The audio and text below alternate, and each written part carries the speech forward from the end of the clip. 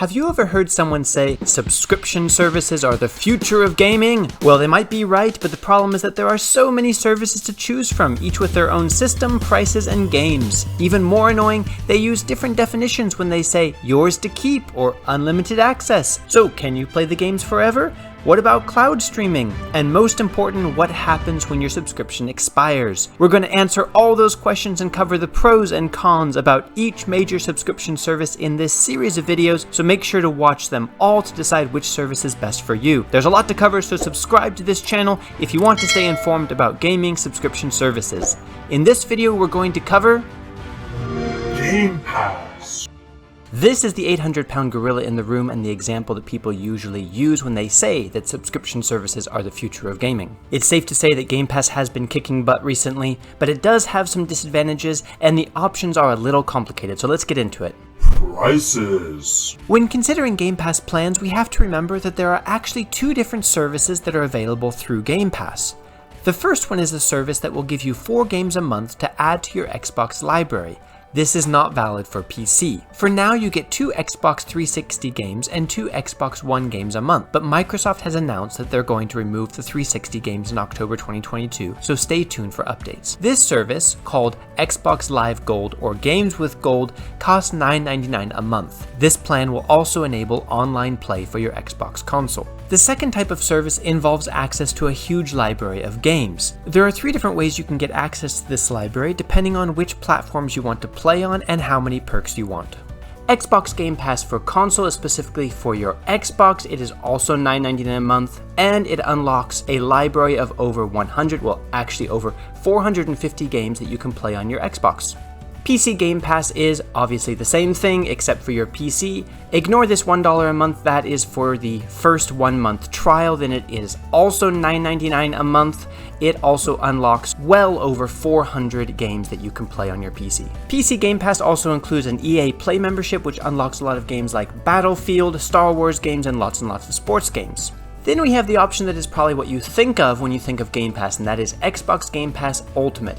Again, ignore the $1 a month, that is for the first month trial. After that first month, it will be $14.99 a month. This basically includes all of the previous plans put together. You get access to all of those games on PC and console, and streaming on phones and tablets. You get the option to stream a lot of these games from the cloud if your PC can't handle it. You will also be getting those games from Xbox Live Gold and the EA membership on PC and console. Platform.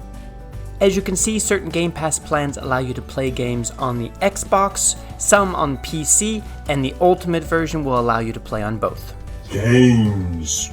We're going to go over some of the highlights at the end of this video, but suffice it to say that Game Pass has a truly impressive selection of games. AAA games, great indie games, multiplayer games, and since many of these you could spend hundreds and hundreds of hours on, I think it's safe to say that Game Pass could keep you busy for a lifetime of gaming. Another great feature of Game Pass is that a lot of the games are cloud enabled, so you don't have to worry about if your hardware can handle it. There are over 270 games that are cloud enabled, but this is still experimental, so if you're getting Game Pass because of a few specific games that you want to play and your PC can't handle it, you might want to check the forums to find out if it really works. This is also a little bit tricky depending on your region and internet connection, of course. This is a nice perk, just don't expect it to work like magic. Can I keep it? When it comes to the games with gold games for your Xbox, each month you'll be getting 2 Xbox One games and 2 Xbox 360 games. The Xbox One games will stay in your library, but you'll have access only as long as you have an active gold membership. The Xbox 360 games will be yours forever and you can access them even if your membership expires. So as for the large library of games, you only have access to those if you have an active Game Pass membership. Something else to remember about the games in the library is that even if you keep an active subscription, it doesn't mean that you can keep access to those games forever. Just like on Netflix, games come and go to Game Pass all the time. Just in July 2020, here is the new games that are coming to Xbox. Games like Far Cry 5, Yakuza Kiwami, and Watch Dogs 2. But games leave as well, and this month, games like Atomic Crop, Carrion, and Raji and Ancient Epic are leaving the service. So if you're thinking of subscribing to Game Pass because of a few multiplayer games that you want to keep playing forever, well, they might stay there, but they might not, and there are still advantages to buying the game outright. Other perks. All of the plans include exclusive member discounts and deals if you buy the games through the Microsoft Store. Xbox Live Gold allows up to 50% on some games in the Microsoft Store. And the Ultimate Membership means that you will have access to Xbox Game Studio titles on the day of release. And since the studio is expanding, this includes games like Starfield and Elder Scrolls 6.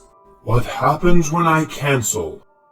So we've already mentioned that as for the Xbox Live Gold games, all of those games will stay in your library for the Xbox console, and if you reactivate your membership, you'll have access to all of them again. You will keep access to all of the Xbox 360 games on your Xbox even after your membership expires.